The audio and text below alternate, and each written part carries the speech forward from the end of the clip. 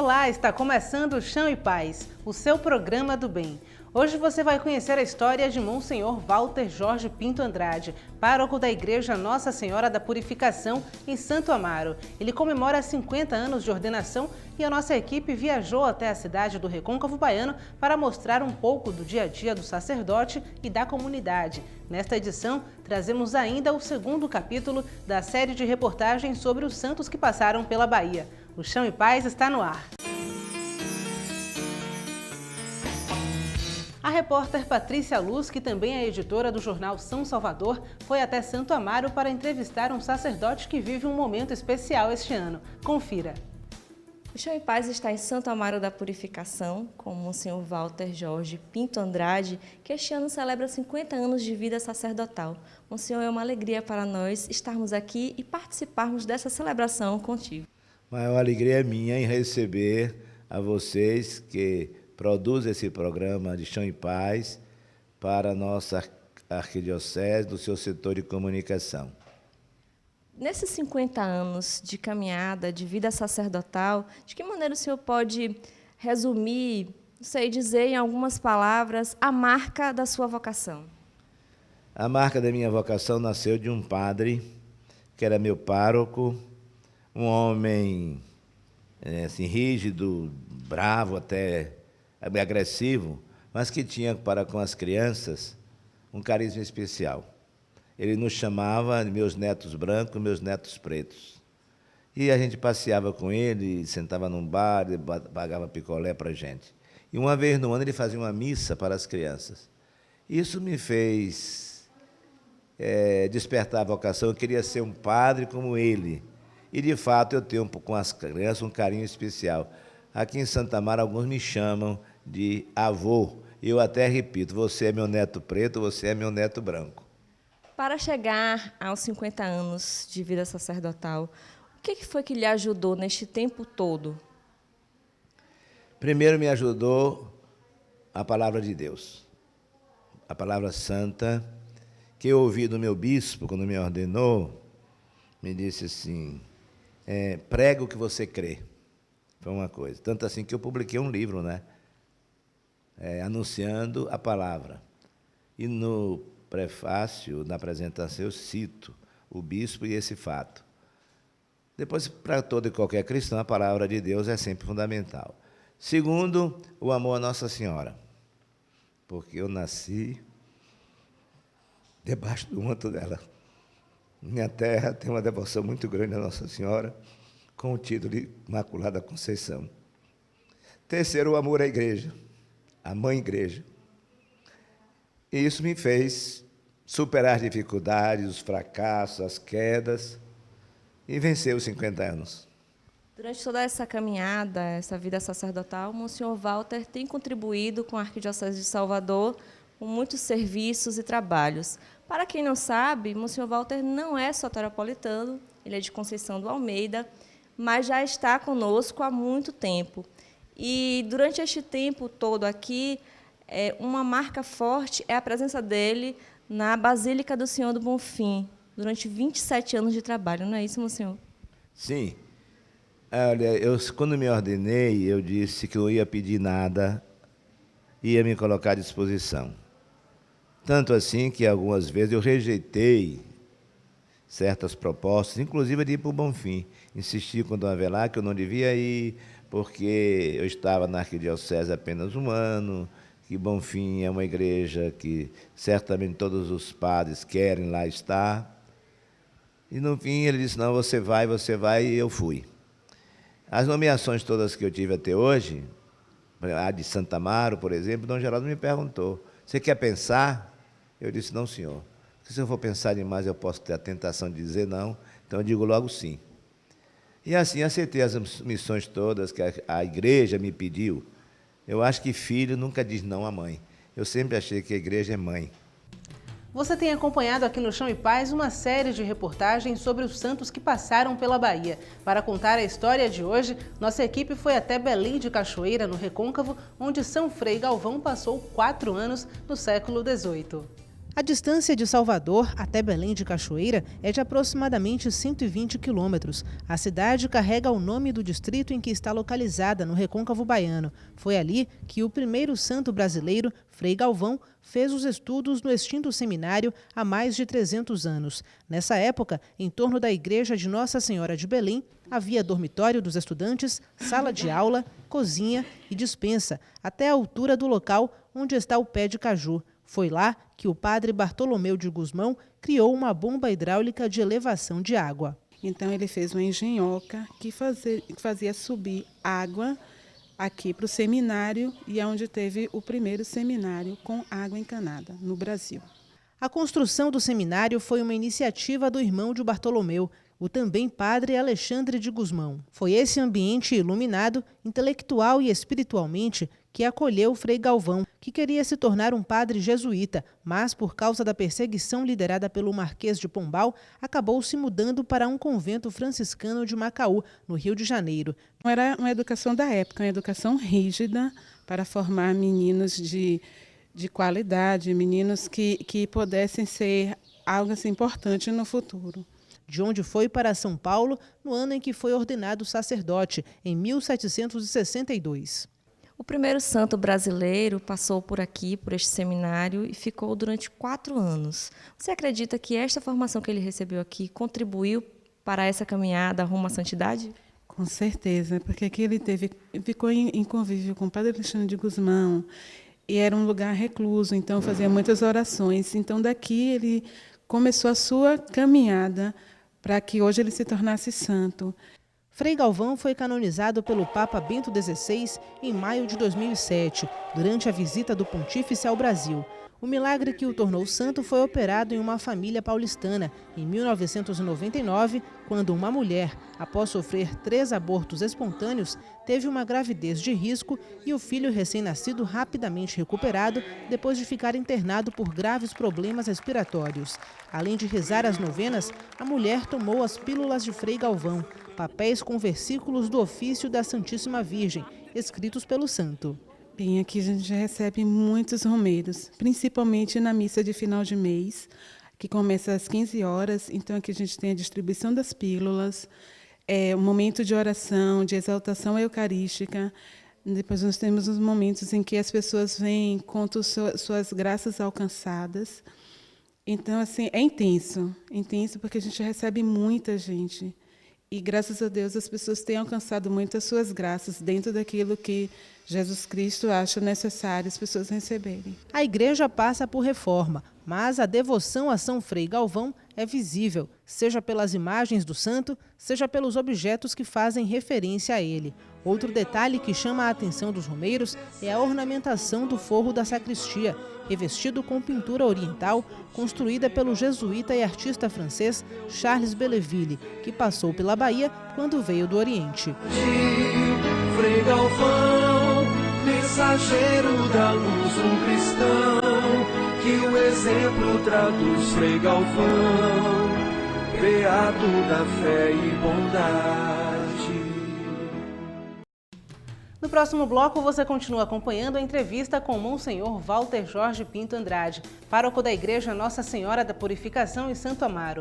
O intervalo é rápido, não saia daí.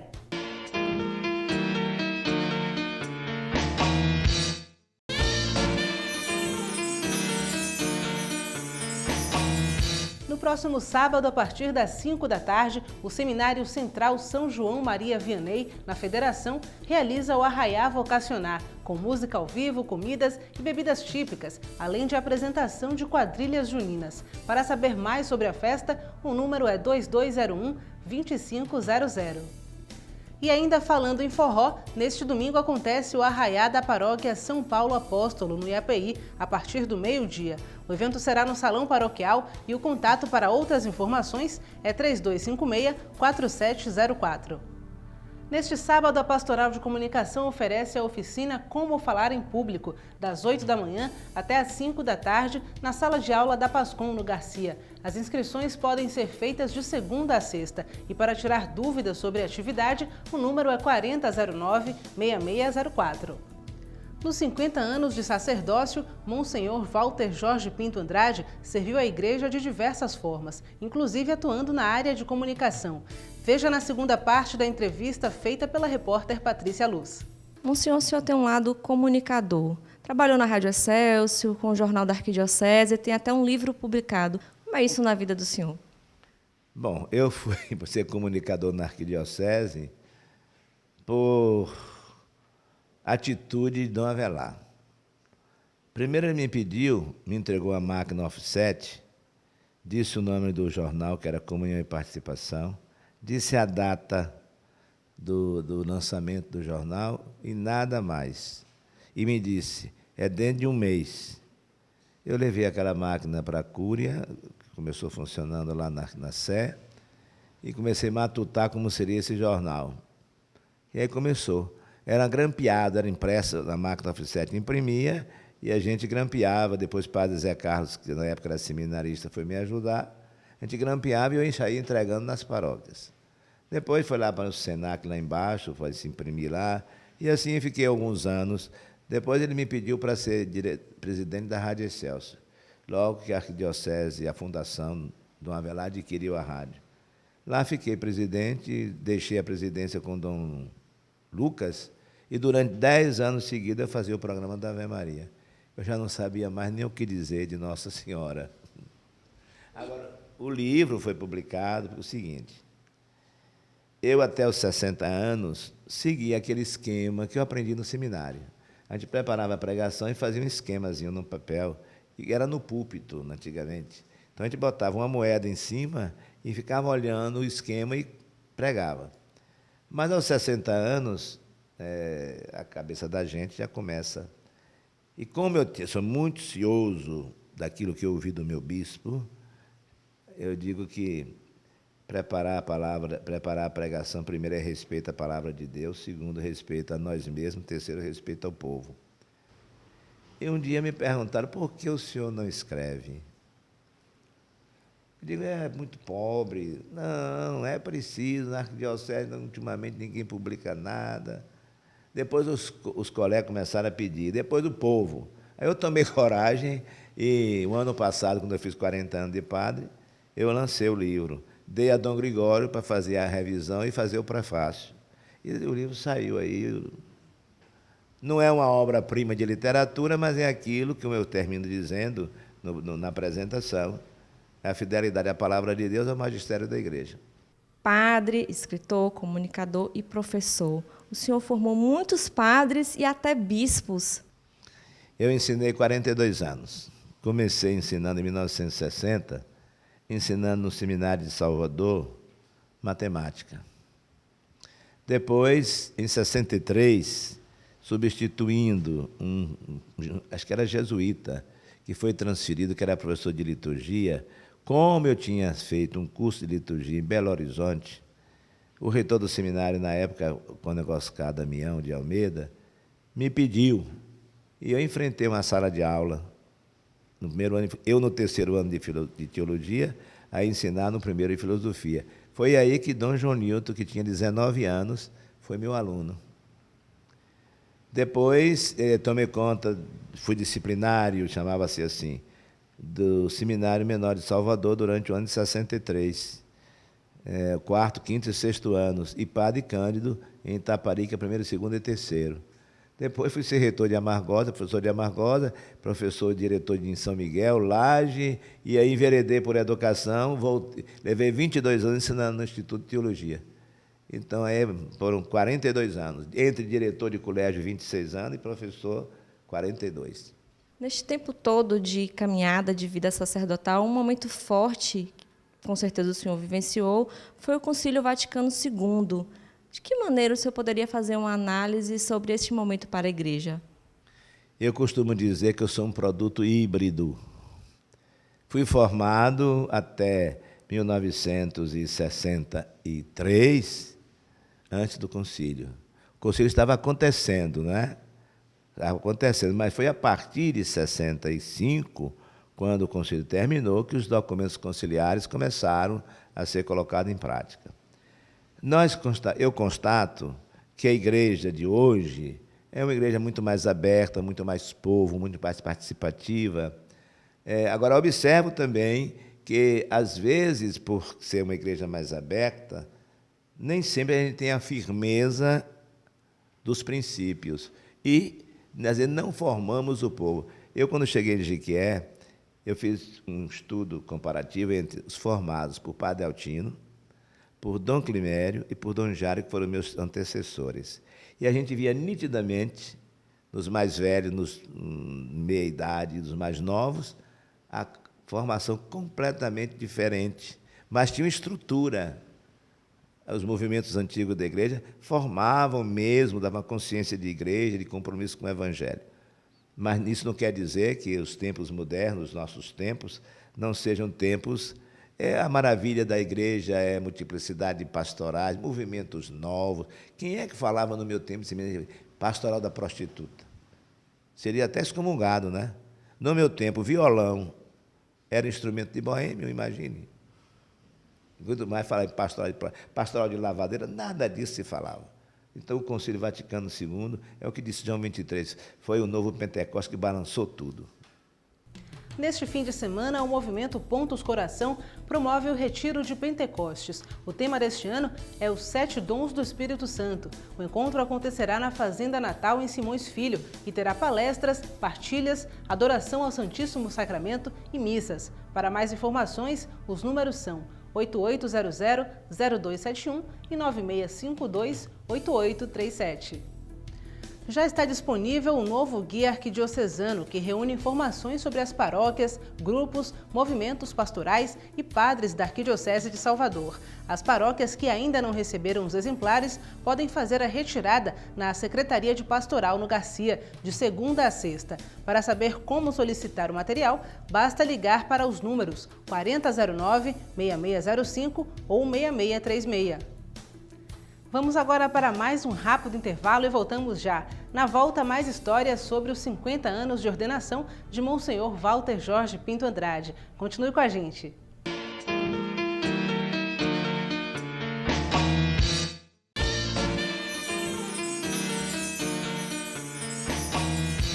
A opção pelo serviço religioso requer muita reflexão.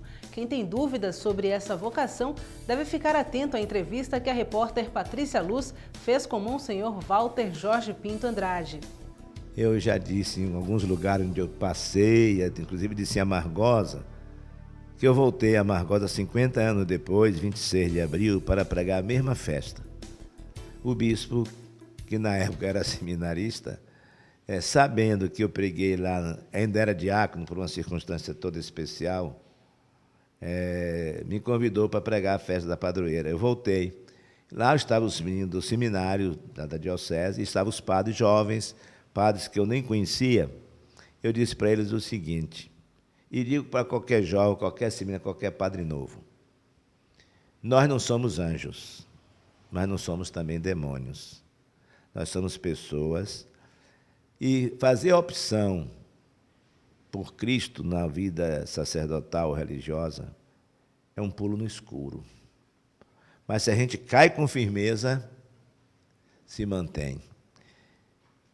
Eu digo abertamente, sem medo nenhum, tive falhas, tive erros, caí, levantei, mas sou feliz. E quem é padre sendo padre é feliz. Então não tenham medo de ser padre, porque eu vou repetir o que o Papa disse: Cristo não tira nada e dá tudo. Então vale a pena ser padre? Com toda a coragem, com toda a força, com todo o coração, eu diria, ou diria não que é futuro, digo que qualquer um a quem Deus chamar, não tenha medo. Eu digo com humildade, simplicidade, nos 50 anos, caí, tive queda, levantei, tive problemas, chorei, sorri, mas vale a pena. Eu sempre disse isto aos estudantes que passaram por minhas mãos, diga aos padres jovens, diga aos seminaristas, não tenham medo. Aquilo que o Papa disse, que Cristo dá tudo, não tira nada, é verdade. Às vezes parece que ele está no barco dormindo, como acontece no Evangelho da Tempestade, mas ele está no barco. Quando ele está no barco, o barco sacode para lá, ele acorda e diz, homem de pouca fé, e o vento passa. Tá aí, o convite está feito. Muito obrigada, Monsenhor Walter, por esse momento conosco.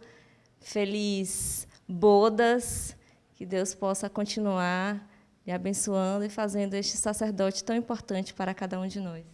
Eu é que agradeço essa oportunidade de não só vocês estarem comigo, a oportunidade de ser comunicador, não é, voltar às origens do setor de comunicação da Arquidiocese. Então, Deus foi bom comigo demais, e eu quero, porque eu aprendi e repito o que Santo Ambrósio disse, a gratidão é o mais imperioso de todos os deveres, a começar para com Deus.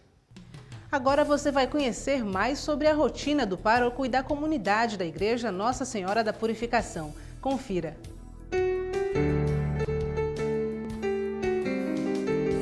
Localizada no sul do Recôncavo Baiano, Santo Amaro tem mais de 57 mil habitantes. Santo Amaro, brioso altaneiro, grande terra de belos heróis, teu passado vibrante e ordeiro é orgulho para todos nós. No centro da cidade, a Igreja Nossa Senhora da Purificação reúne fiéis durante toda a semana, seja para as missas aos domingos, quando os 400 lugares são ocupados, seja para a adoração ao Santíssimo.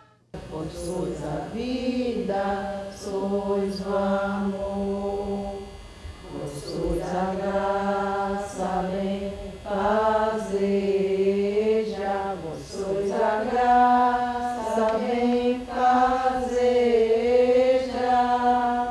Esse também é um momento de oração que faz parte da vida de Monsenhor Walter Pinto, pároco da igreja. Em 2014, ele comemora 50 anos de sacerdócio, 7 deles em Santo Amaro. O santamarense, como toda e qualquer cidade ou qualquer cidadão católico brasileiro, eu distingo.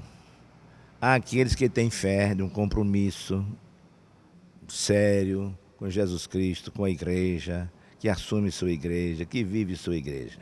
Que nos irmana no Senhor, que nos irmana no Senhor.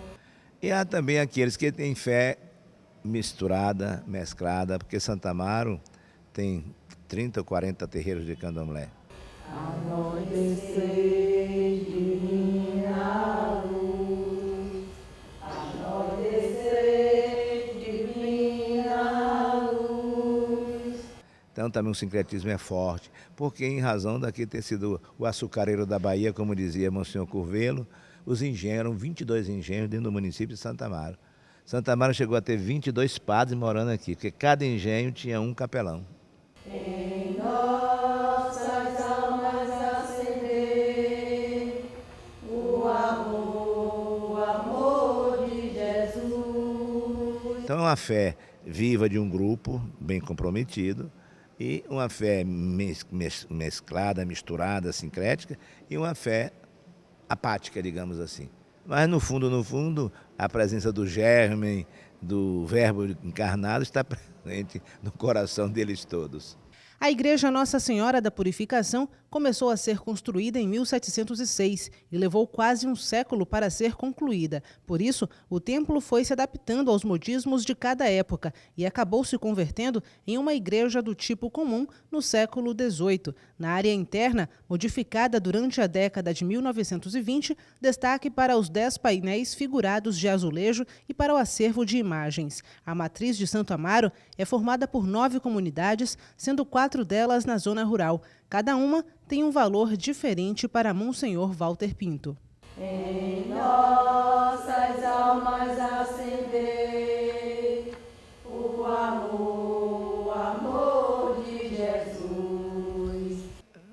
Toda a comunidade eu vou, brinco, celebro, faço as festas de padroeiro, todo mês aqui no Sacramento tem missa.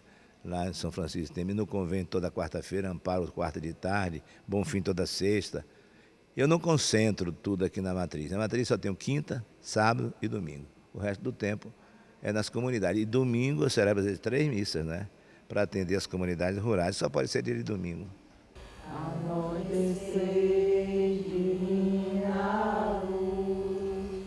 Anoitecer, divina luz. O Chão e Paz fica por aqui, mas você pode entrar em contato com a nossa equipe através do e-mail chãoepaz@arquidiocesesalvador.org.br e no portal www.arquidiocesesalvador.org.br você pode rever outras edições do programa e também ficar por dentro do que acontece na nossa igreja. Para você, uma ótima semana. Fique com Deus e até o próximo Chão e Paz.